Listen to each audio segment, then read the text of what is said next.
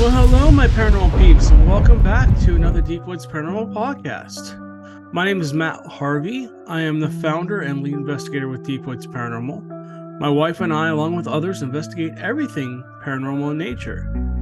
Every week, we will discuss everything from creepy haunted locations to ghosts to Bigfoot, UFOs, Dogman, and other cryptid creatures, and explore all things paranormal in nature. Well, hello, my paranormal peeps, and welcome back. Today we've got an amazing guest on. She's a psychic, and her name is Cindy. She's been experiencing paranormal activity her whole life. Kind of reminds me a little bit of me, but she's got some cool, crazy stories. I've been able to have conversations with her off and on for the last couple of months, and she wants to come on and share her story with you. So, welcome on, Cindy. If you would do me a favor and kind of tell us a little bit about yourself, and tell us kind of where your paranormal experiences started. Well, my actual name is Cynthia K. Catherine. I had a paranormal experience my family did back in the late 1970s. My dad, this is how we're getting to the Bigfoot story. My dad had a UFO experience, and he was going to Brownsburg, Indiana, to visit a friend. And he had a little dachshund puppy in his car, and a UFO was hovering above him, and it held him hostage for about an hour. And then he saw the people and places of that time begin to change back to 1956 or 1957. As the people passed by him in the car, they could not see, hear, or hear him, but he could hear and see them. So this went on for about an hour or so until finally my dad and the dog both passed out from exhaustion. And so the next thing he knew, when he regained consciousness, he was on the interstate. He was parked along the berm. And when he realized where he was, he drove the rest of the way home, and he told Mom that night when he got home, he said, "I don't know how I ever made it home." And he said the last thing he remembers when Mom asked him what happened was he said he saw a gray, dark-skinned alien about 5 feet tall with almond eyes staring in at him through the driver's side of the window. And when he looked down at his hands, they were getting kind of reddish color, like they had been exposed to heat or something. Wow. And it took him about a week before the soreness went away, but luckily he was okay. It was just like a rash burn. But anyway, when he got home that night, it was terrifying. After supper, somebody was knocking on the door, and he thought it was the Men in Black, and he refused to answer the door. And this is how the UFO experience started, our Bigfoot experience. They couldn't answer the door the rest of the night. So about a weekend later, we decided to go to 50 State Park in Indiana.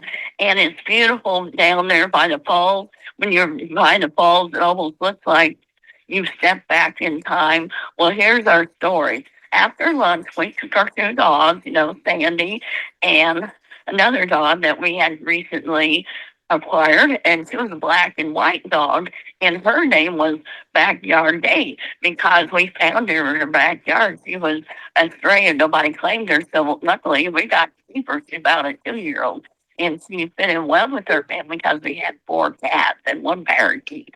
Well, anyway, we were walking along the trail, and all of a sudden there was a white portal like a mist, and we felt like we stepped back in time because the airplanes, we could no longer hear them in that time portal. It was like we actually did step back into the pre-Indian days or prehistoric times. And anyway, we saw this Bigfoot family. They were, it was beginning to rain, and the father and the mother were trying to start a fire, and the mother Bigfoot seemed to be very heavily pregnant, like she was about ready to give birth any minute. And there was an older daughter, Bigfoot. She looked at us and just kind of growled and grunted, trying to ignore us, and like they'd never seen a human before. And then they had 3 younger children, a teenager, which I called Bill after my Uncle Bill that I liked. He was very nice to us. And anyway, he's no longer living, but I named him after him. And then there was a younger son, which I named Harold. And so Harold was youngster, about 7 or 8. And then there was a little female. And I wasn't quite sure what to name him, but my brother wanted to name it Cindy after me. Cynthia or Cynthia. And I said, why don't we try for Cynthia? So we're going to name her Cynthia. Well, anyway, about an hour or so passed, and Dad thought that that the father Bigfoot had captured fish from the nearby stream and was trying to cook it, except the rain was preventing him from doing it. So Dad got it further into the small cave alcove and began starting a fire with a lighter. Well, these Bigfoot had never seen modern conveniences. It was like they had never encountered man before. And I said, Dad, you don't suppose we did step back in the time. That's why they don't act like they know us. And they were washing their hands in the nearby creek, and they were trying to start this fire. Well, my dad felt sorry for them and got him flat rods and placed the fish on the rock after when he finished lighting the fire and cooked the fish for them properly. And so, but anyway, after when they enjoyed their dinner, the young Bigfoot liked my brother's transistor radio. He had never heard modern day music. And so, but anyway, the radio wasn't able to get music because if we were another time, they wouldn't have any stations or any around like that. So Brian was carrying a tote bag, and he tried his cassette player, so that got music, and the Bigfoot seemed to like that. They were quite friendly. And anyway, that Brian put on headphones on top of his head and let him listen to some of the modern rock and roll music, and he seemed to like that, and we fed him more food. And then all of a sudden, the mother Bigfoot got to be in labor pains, and the other female, we suppose it was the oldest daughter. And anyway, she took the mother Bigfoot out to a meadow or something where she could give birth in peace. We didn't see him for a couple of hours later. But anyway, as time passed, we could hear the mother moaning and groaning in the background. And mother said, should she help her? And Dad said, no, we're going to let them alone. And so, but anyway, we tried to get along with that family as well as we could. The father ignored us the whole time, but he didn't seem to like humans at all. And he kept, my mother was wearing perfume, and it was kind of interesting because he kept coming over and wanting to smell her perfume. And anyway, and she had used hairspray that morning because she just got a new hairdo. It was one of those fancier styles back dating to the 70s, one of those beehive hairdos. Mm-hmm. And anyway, after when they saw the Bigfoot family, the mother and the other daughter came back, and she presented my mom. She showed them the new baby Bigfoot that she just had, and it was adorable. It looked just like a baby gorilla, except it looked more Neanderthal in the face. And so, but anyway, we were trapped in this time era for about an hour, and let me tell you how it ends, but it really doesn't end because our story continues. Well, anyway, we saw the kind mist portal in the hiking trail again, and we left them all of our supplies, including the radio and the headphones for them. And Brian tried to show them how to change batteries, but of course the Bigfoot didn't know what the heck we were talking about. But anyway, we thanked them for their hospitality, and they were very courteous and very nice to us. And so they acted like they were excited to see somebody else. I think might have been the only ones. And so there's about 4 or 5 of them together in a family group. And so as we continued our journey down the trail, we took our 2 dogs with us. They made it back through the time portal. And anyway, we looked back and we saw the young male Bigfoot trying to catch up with us. And last time we saw him, he was trying to get through the portal to see if he could join us. Well, let me tell you what happened. Dad looked inside a tote bag. He remembered he had his tote bag with him, and he left his newspaper behind. Well, Dad would have liked to rent it, but the rain had got it kind of soggy, so he left it behind with them, not wondering what they'd do with it. Well, here's the interesting part. When we got back to civilization, we were taking a walk behind our house that following week, and there was a church behind our house, and it had a large parking lot, and they have a playground, and they have like a football field, with a stadium, for people to watch games and things.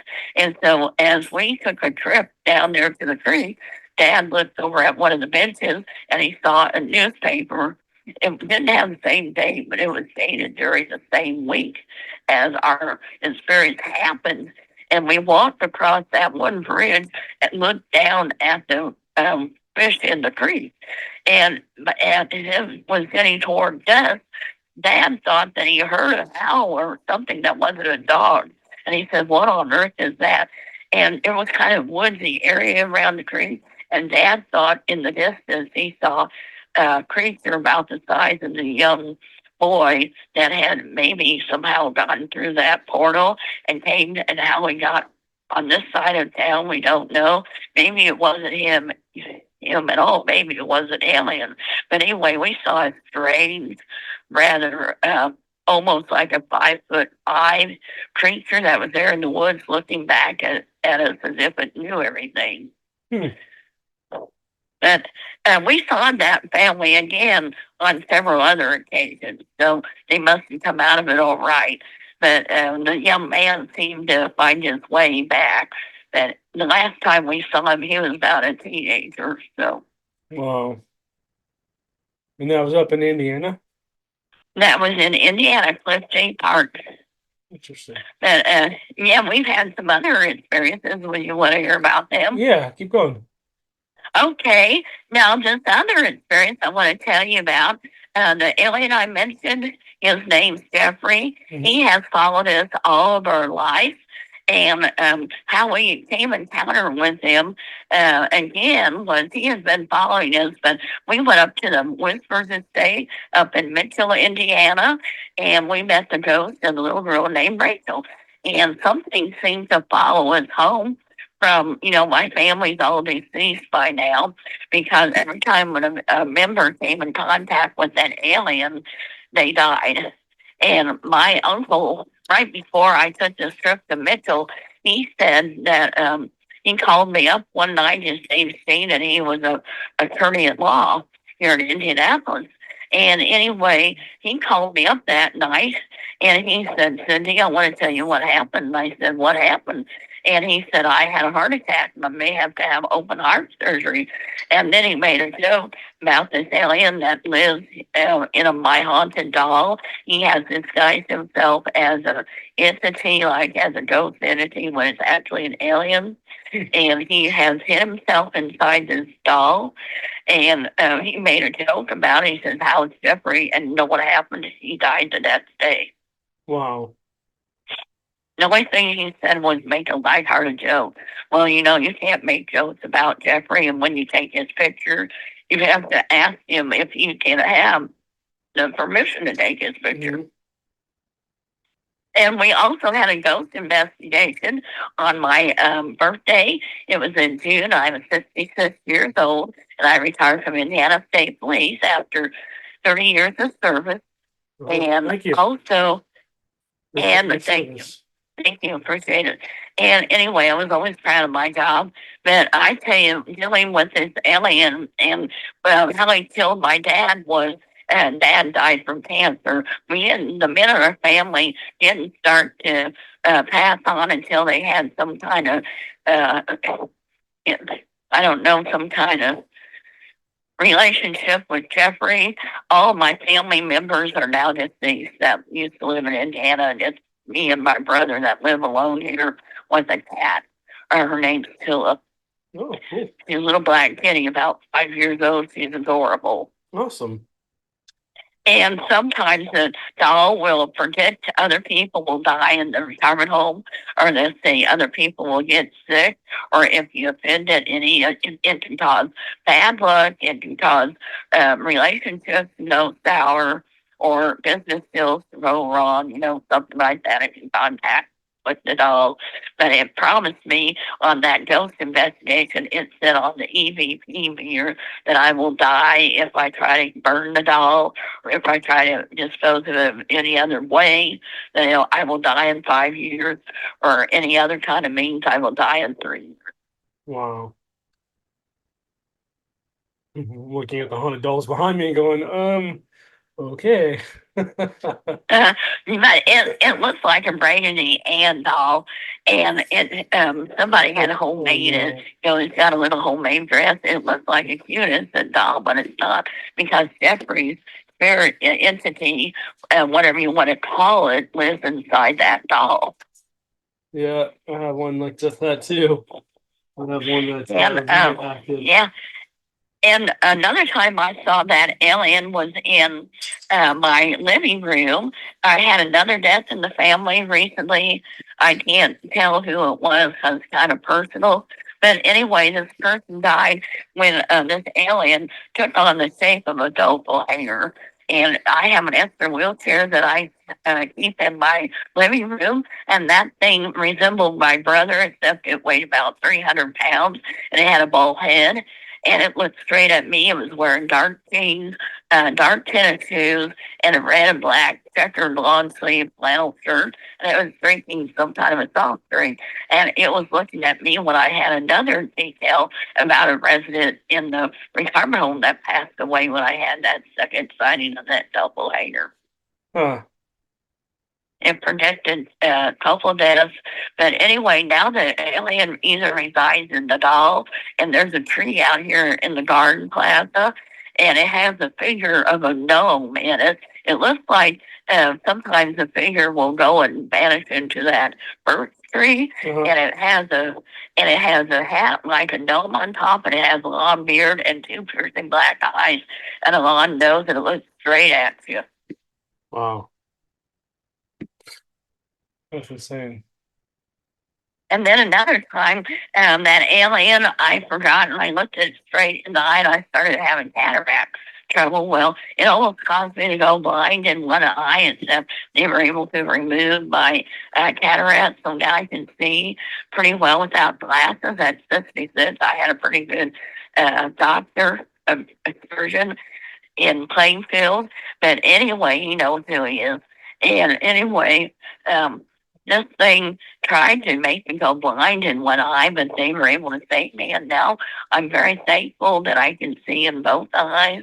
And I'm trying to get hope in retirement, as long as I can. It's kind of hard when you have to leave your home, but it makes it even harder when you have no family left. Right. I can't even imagine.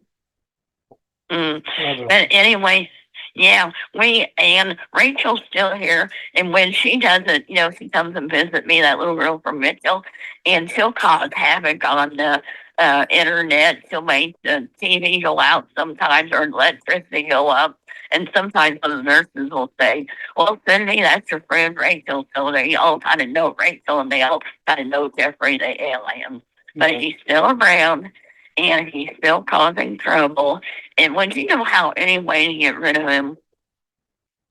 At this point in time, I mean, you'd have to maybe put him in some kind of a glass case and put him in a very protected room. I mean, if it is truly an alien and it's able to project itself outside of the doll, it could be doing almost anything. It would be very difficult to do. Like the Ed and Lorraine Warren, they had a room kind of like this room actually, where they blocks out rooms. They're trying to kill me a couple times with diabetes. Getting my I have diabetes type 2. It tries to make me go blind. One time I had sent him a copy of his picture to my aunt, and I said, "Remember this?" And Jeffrey thought that we were trying to get rid of his image, and it caused all sorts of bad things. My brother had part of an ankle removed due to diabetes because of this alien, and he lost his foot about 3 years ago. He can no longer walk. And anyway, Jeffrey tried to kill him again with an infection here recently, because you know why?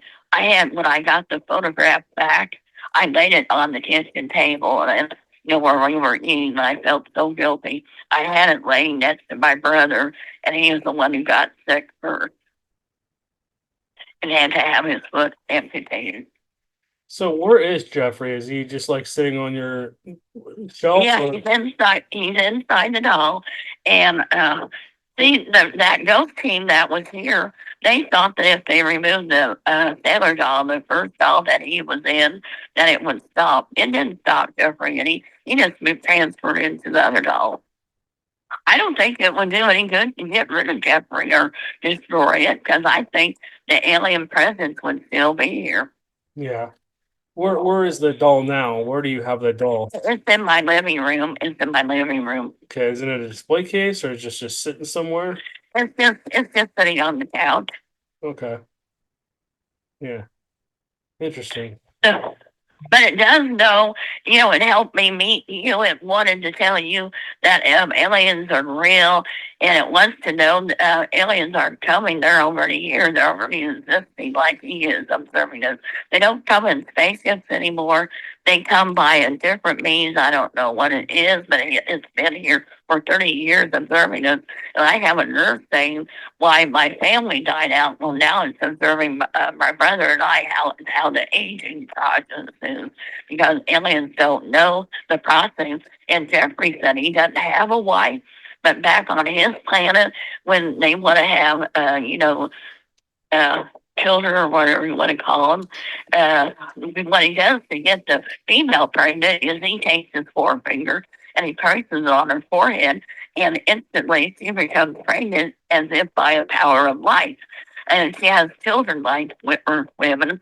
And when they're here, they have Earth children, the regular way by Earth women.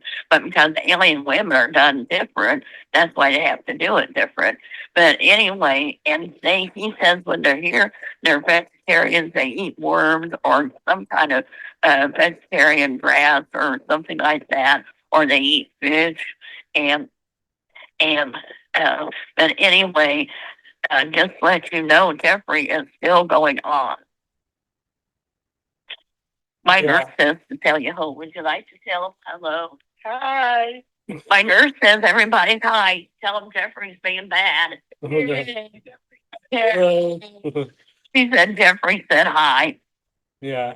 They all know Jeffrey's here, and he does exist, and he is causing these things. Wow. Well, I'd like to meet Jeffrey one of these days. Oh wow, I would love to meet you. Yeah. So one of these days we'll have to come up that way and see if we can maybe meet him. No, I wanted to tell you, is there any way we can set a date like my birthday next year, like on June the 8th? I don't know when we can travel up there, but if we can, it'll probably be next year more than likely. We do travel occasionally.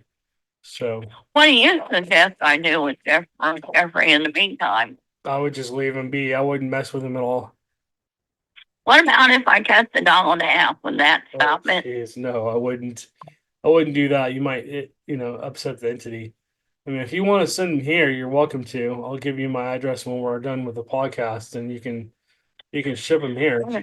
I just don't know what to do with him. I'm afraid of getting rid of him because I'm afraid he'll attack me again. It's tried killing me a couple times. It tried giving my brother COVID twice.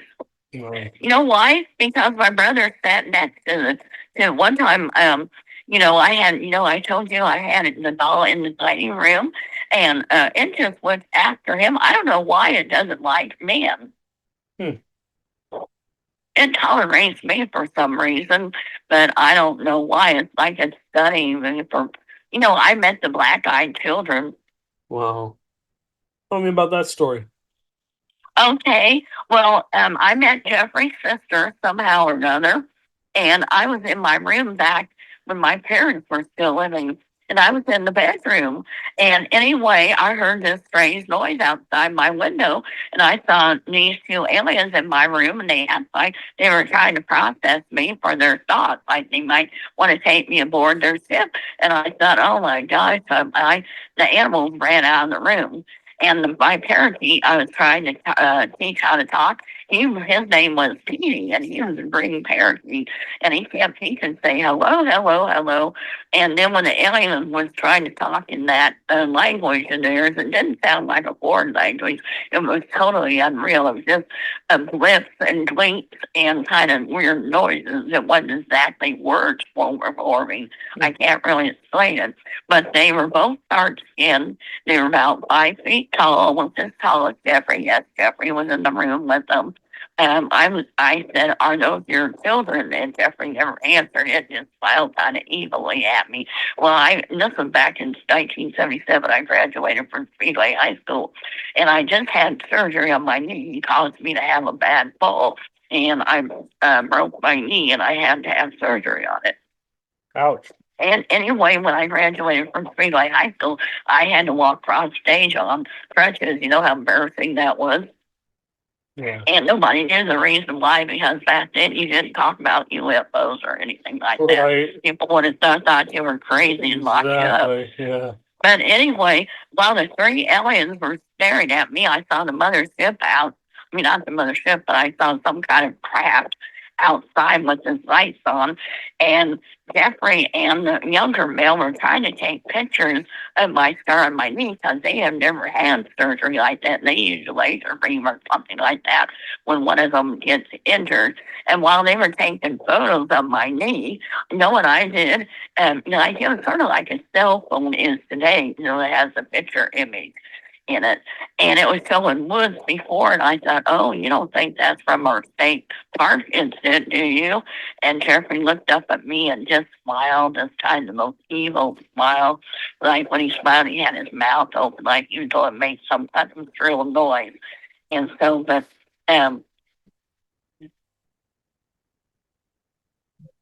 interesting. Sorry, that was my nurse. And anyway, what had happened was he was having this device and he was holding over my knee, taking pictures of it. And so finally I said, "Did we see you in the state park?" And they just looked at me like, And then my parents came rushing into the door when they heard me drop a book on the floor because I couldn't move and I couldn't get up on it. So they would transfer me to the ship. And so when I was doing that, the bird was yelling, "Help, help!" And the parakeet saved my life because I think they would have kidnapped me then. Wow. And my parents rushed into the door and the lights came back on. It was a normal room, but oh boy. I thought I was really a goner. Wow. What is this thing keep trying to kidnap me or kill me? I have no idea. I mean, I've heard that they just pick families and they try and take those families and do things with them. They run tests on them and stuff like that, but normally they return people, usually, from what I understand. Yeah. I wish the aliens would use their techniques instead of harming people or kidnapping people. I wish they'd use them. They'd help others. Yeah, it'd be nice if they could help us repair the earth and put things in a more peaceful state. That would be so, so nice. But anyway, would you might be interested in? What's that? And would you might be interested in doing an investigation here? Yeah, I mean, sometime in the future. I don't know when we're going to be able to get up there. Probably, if we're going to be able to get up there, it's going to be in the next year or two. So, I also got a photograph of Jeffrey. He's in a black and white. I can't send it by cell phone, but I can send it to your address to show this and see. yeah, It can read your mind, and it can photograph pictures of what you're thinking on another photograph. Like on my grandmother's farm, when he followed us there, what had happened was I got a picture that shows Dogman in the upper right-hand corner. It looks like a framed window, where they used to have little corners, and it looks like that. And there's a picture of American Dogman in the right-hand corner. There's a werewolf in the second, and in the middle looks like a small alien couple. Wow. And the pictures have all come out. Huh. Yeah, well, send that to me. I appreciate it if you would. I would like to see it. Can you send me something with your address on it, like the Wilbur? that I can send. Yeah, when we get done, I'll give you all my information. Because I want to come prove to you that I'm not lying. Well, I believe you. I've had enough conversations with you to know that you're 100%. So, and then I just wonder how Jeffrey's going to take the night after what I told the whole world now. I don't know. I just wonder what he's going to do to me. Sometimes I'll have nightmares when I see him in the room or something like that. Wow. That's very interesting. Like I said, I'd like to meet him one of these days. I wish you would. Yeah. No, How would you get rid of him? I wouldn't. I wouldn't try and get rid of him at all. I would have maybe conversations with him and see if I could get some information out of him, see, what he has to offer. I'm sure he has things to tell. Now, I'd like to tell you one last story that Jeffrey caused us to me. Have you ever heard of the incident on Catherine Island, Ketron Island, outside of Washington State? Well, it has the last name I do, Ketron, Ketron. And anyway, it concerns the story of a pilot, and he crash landed on Catherine Island. Would you excuse me just for a minute? Sure, go ahead. And anyway, what had happened was, I just can't believe it. But all of these things have happened just because of that image. But anyway, how I met Rich was he crash landed his plane on Catherine Island. And what happened was his spirit met mine because, like I said, I'm a psychic. And I said, Rich, how can I help you? And he wanted everyone to know that he didn't aim to kill himself at the end. He had changed his mind, but the plane had run out of fuel and he crashed, which was unfortunately. But he's one of my spirit guides, and he tries to help me with this entity. He's like a guardian angel. Yeah, that's cool. Mm-hmm. But anyway, the Ketron Island was a real story. Yeah. All right. Well, let's wrap this up. Cindy, thank you so much for coming on with us and telling your stories. And hopefully we'll have you on again in the future if you have more stories to tell. And I'm sure I will. Well, thank you for having me tonight.